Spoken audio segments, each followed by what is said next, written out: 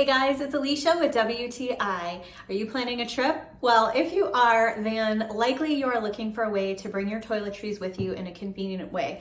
I want to show you these little containers from BARIHO that I absolutely love. So you get a set of 6, you get 3 of this style container and 3 of this style.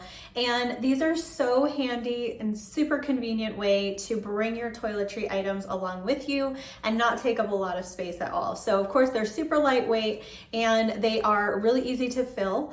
These ones are made from like a rubbery sort of silicone material, so they're a bit squishy. And I like to put things like moisturizer in there, which is what I've got in there right now. They have an easy to put on screw top, and you just throw them into your bag and they do such an awesome job. This little style is great as well. They are a harder plastic, so they aren't going to squish at all. It comes with a cap.